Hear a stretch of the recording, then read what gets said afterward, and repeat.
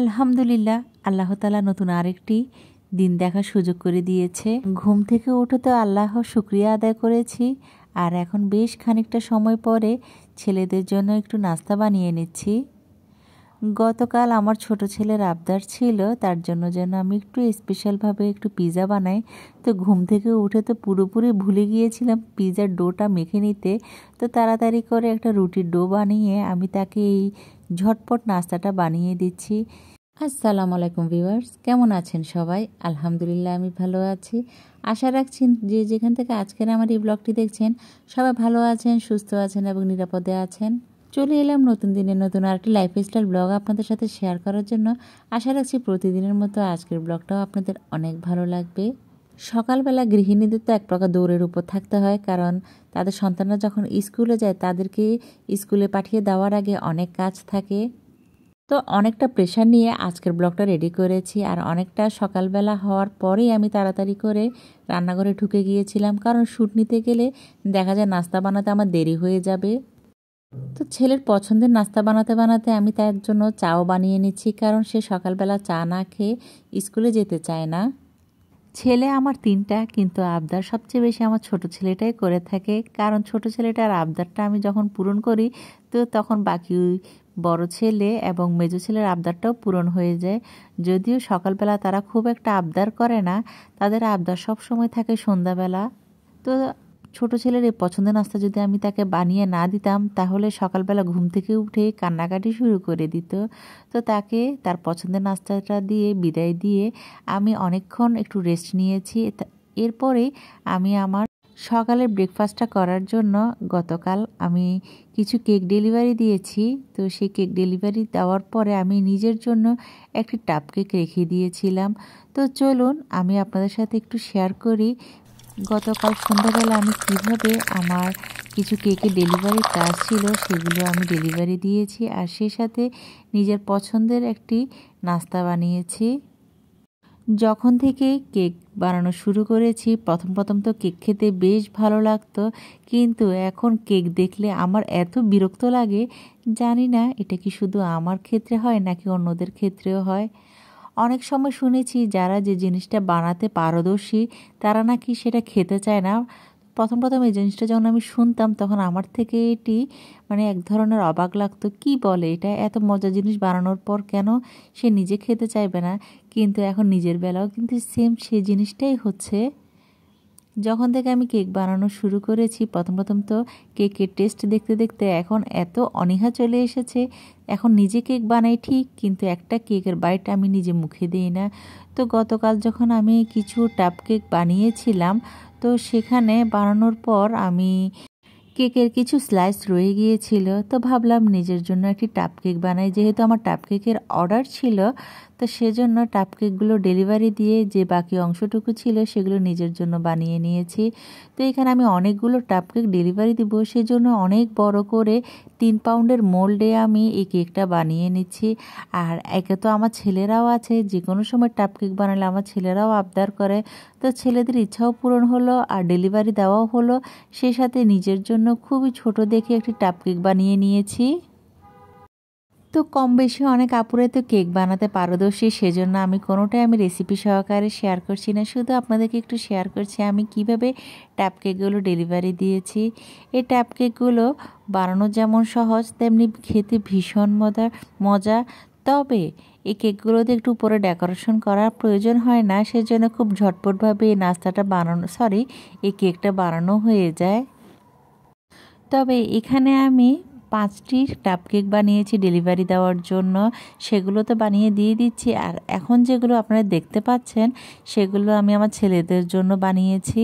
আমার ছেলের 3টার জন্য 3টা টাপ কেক বানিয়ে তাদেরকে দিয়ে দিয়েছিলাম, আর তারা এত খুশি হয়েছিল।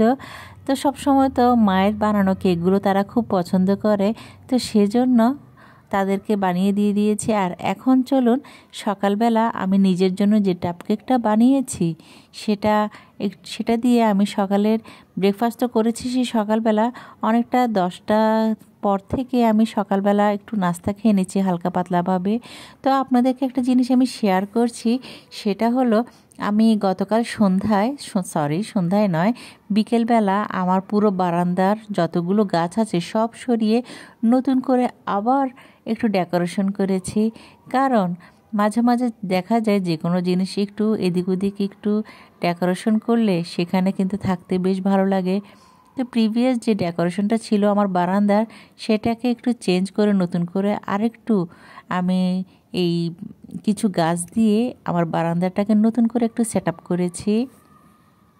আর শীতকাল মানে তো রং বেরঙের ফুল, আর আমার বাগানে এত সুন্দর সুন্দর কিছু ফুল ফুটেছে, আলহামদুলিল্লাহ। প্রতিদিনই এই ফুলের সৌন্দর্যে আমি নিজেই মুগ্ধ হই। সেই সাথে আমার ইচ্ছে করে আমার বারান্দাটাকে আমি একটু নিউ ডেকোরেশন দিব। তো চিন্তা করতে করতে শেষ পর্যন্ত করেই ফেলেছি। তো আমার এই বারান্দার নিউ ডেকোরেশনটা আপনাদের থেকে কেমন লেগেছে সেটা চাইলে আপনারা আমাকে একটু কমেন্ট করে জানাতে পারেন। আর আমার সাথে সাথে আমার আপুরাও কিন্তু আমার এই ব্যালকনি ডেকোরেশনটা বেশ পছন্দ করেন। তো ভাবলাম আমার বাগানে কি কি গাছ আছে আপনাদেরকে একটু সংক্ষেপে দেখিয়ে দিই। এদিক দিয়ে যে ফুল গাছগুলো আছে সেগুলো তো আমার টেবিলে যে কর্নার সাইডটা আছে সেখানে আমি ডেকোরেশন করেছি, যাতে আমি সকালবেলা যে নাস্তাটা উপভোগ করি সেটা যেন আমি এখানে বসে করতে পারি রং বেরঙের ফুলের মাঝে। বেশ অনেক দিন ধরে আমার থেকে এই সেট আপটা মাথায় ঘুরছিল, তো শেষ পর্যন্ত করে ফেলেছি। ভেবেছিলাম এখানে কিছু ওয়াল স্টিকার দেব, কিন্তু পরে খুঁজে খুঁজে করে দেখলাম আমার ওয়াল স্টিকারগুলো আমি খুঁজে পাচ্ছিলাম না, সেই জন্য ওয়ালে তেমন কিছুই আমি রাখিনি। এদিক দিয়ে আমি একটি ভায়োলেট কালারের মরিচ গাছ নিয়েছি, যেটা এখনও পর্যন্ত ভালোভাবে হচ্ছে না। জানি না এটা কখন আমার এই গাছের মধ্যে মরিচ ধরবে। তো গতকাল আমি আমার কিছু বিছানার চাদর ছিল, এগুলো তো ভাঁজ করে রেখে দিয়েছিলাম। শুধু এই কিছু বালিশের কভার ছিল যেগুলো ভালোভাবে শুকায়নি, তো এখন শুকিয়ে যাওয়ার পরে একটু ভাঁজ করে রেখে দিচ্ছি। আর সংসারের কাজগুলো শুধু যদি সাথে সাথে না করি তাহলে দেখা যায় কি কাজগুলো পেন্ডিং পড়ে যায়, আর পরে আমার কেমন জানি অলসতা বোধ করি।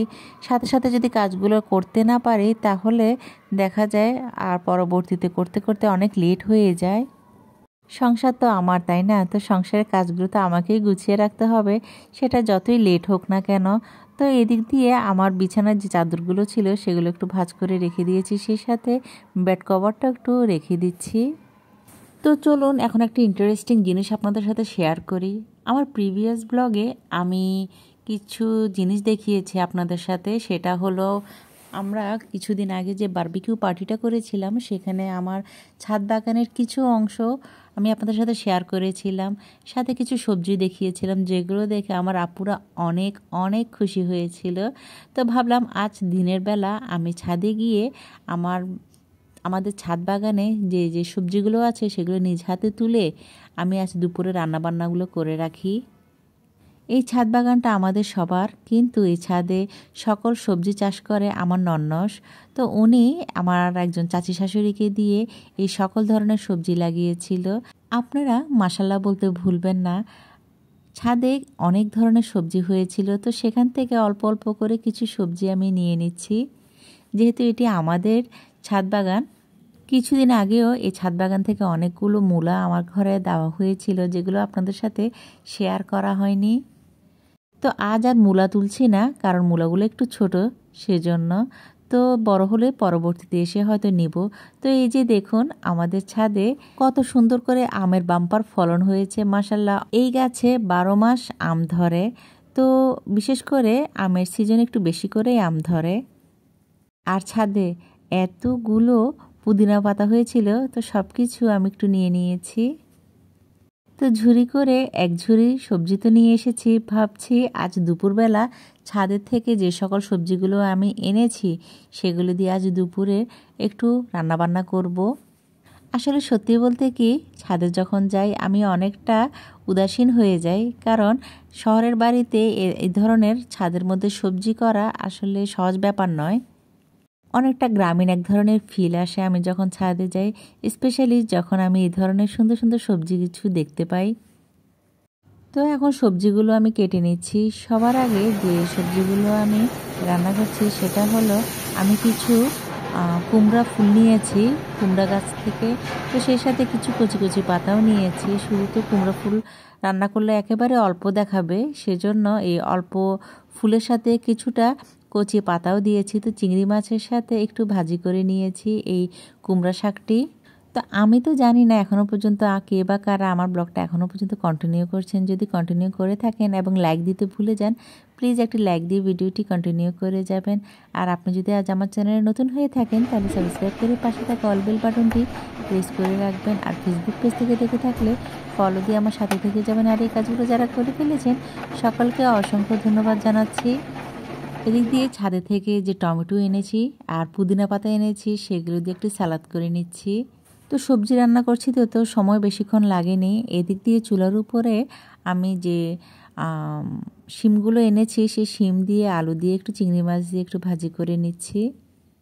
আর শহরের বাড়িতে দেশীয় এক ধরনের ফিলিংস আসে নিজের যখন ছাদ বাগান থেকে আপনি সবজি তুলে সেটি রান্না করবেন। আপনাদেরকে আমি বলে বুঝাতে পারবো না আমি কতটা খুশি এবং আনন্দিত এই ছাদের এই সবজি দিয়ে নিজেদের জন্য আজ সবজি রান্না করছি। কারণ আমরা বাজার থেকে যে সবজিগুলো এনে থাকি সেগুলোতে অনেক ধরনের কেমিক্যাল এবং সার ইউজ করে বড় হওয়ার জন্য তারা, কিন্তু আমাদের ছাদ বাগানে এরকম কিছুই আমাদের দেওয়া হয়নি। তো যার কারণে সব কিছু খুব বেশি ফ্রেশ ছিল। হাঁসগুলো আমি গতকাল রাতে ভালোভাবে রান্না করে নিয়েছিলাম। তো সেটার ছোট্ট একটা ক্লিপ আপনাদের সাথে আমি শেয়ার করছি, কারণ আজ দুপুরেও আমাদের হাঁসের তরকারি রান্না করা ছিল। তো ওই হাঁসটা আমি কিভাবে রান্না করেছি তার ছোট্ট একটা ক্লিপ আপনাদের সাথে শেয়ার করছি।